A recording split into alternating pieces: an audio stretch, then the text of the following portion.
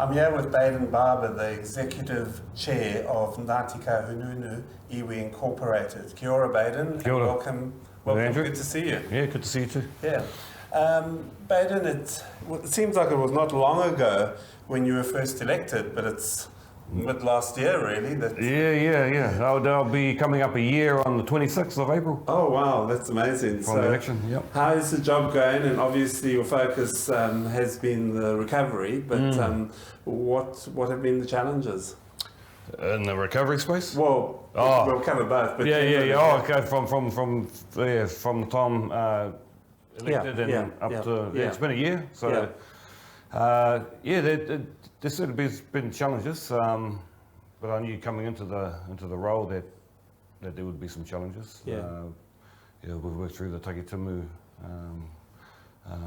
saga and had some decisions on that in the last couple of weeks.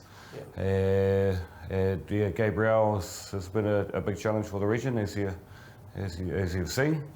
But certainly from a iwi perspective, it's just making sure that we're online in terms of our 25-year vision, which is around making sure our people are excelling in everything that they do. So education, jobs and employment, the environment, te reo me ngā tikanga.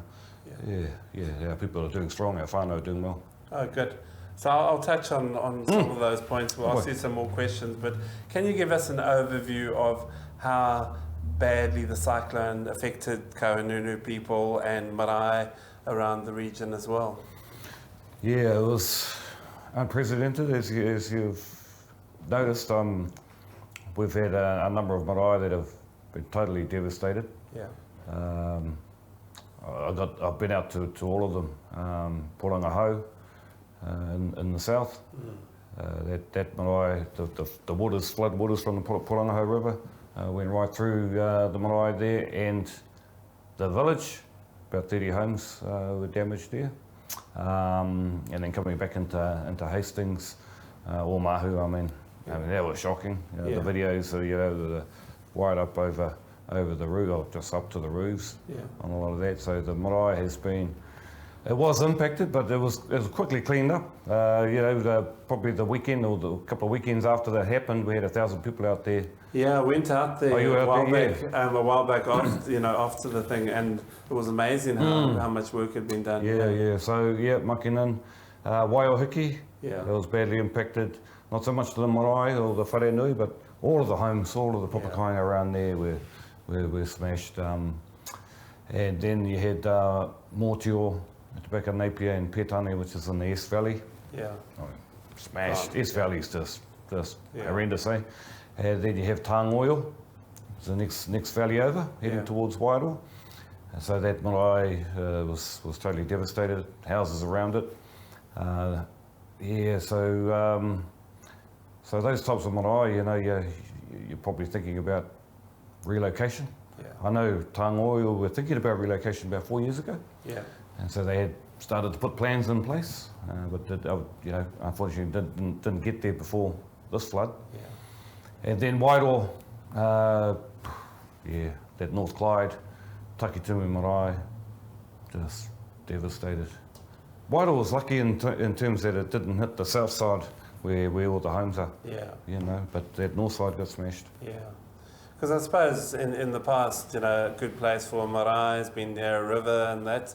And so where do you think, I mean, you were saying earlier when we were chatting that, move up hills. Move up on the hills, the best cure, I think, is prevention. We just can't be around our rivers. I mean, we used to position ourselves there because of the kai, close to the pātaka, which are the rivers, the eels. But now with climate change, we need to be rethinking where we go and how we do it. I know there's going to be a lot of resistance from whānau that have been living there forever, but we can't not learn from this experience. Now, obviously, this is going to be a huge cost. Have you got any sort of ballpark figure of what these sort of rebuilds and that of marae and that will cost, and relocations and that? We're in the kind of the process of quantifying just the damage. Yeah. Relocation managed retreat, that's big money. That's big money. And across the region, it's probably in the billions in terms of the damage. Yeah. What we get in terms of a payout from the government probably won't hit that much, No, but yeah. So I'm on the National Task Force for Cyclone Gabriel. Okay. It's chaired by Sir Brian Roach. Yes. And I'm bringing them all in here next Friday to have a good look around. They just want to go out to the communities, get a feel for, because a lot of them are Wellington, Auckland based, and get a feel for the devastation. So we're talking big money. And that group is pretty close to Minister Robinson. Yeah. And so, it's about aligning the need. So these recovery plans are locally driven, regionally supported, and nationally funded. Yeah. So that's good that you're on that committee, on that task force. So are you finding you've been listened to and you've got a voice? Oh yeah, definitely. Yeah. And you can bring that Māori perspective as well. Yeah. Bring the Māori perspective and too. Kahununu. Yeah. Kahununu. Yeah. We have economists. We have people that are all over the numbers. Yeah. But we have Ngāti Porou rep and one from up north too. So so there's a strong Māori voice. Oh, good. Yeah.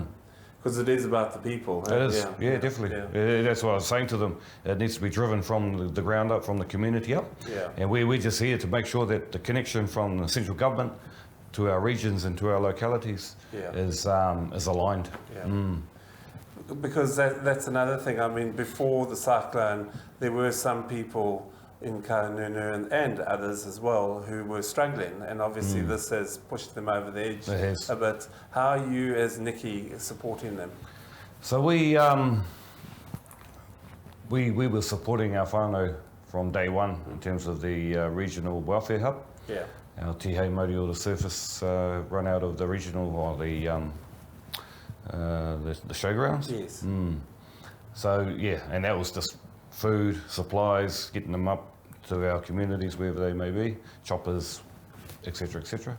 Now that we're moving into the next phase from response to recovery, we're supporting through the collective, which is the Matariki Economic Strategy Group. So it's made up of all the mayors, councils, iwi, post-settlement groups, and so we're trying to show the government, hey, we can work together.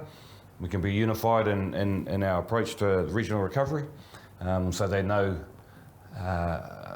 where to channel the funding, rather than everyone's going with their own little bits to the government. We're trying to do it collectively, and that's a smart move.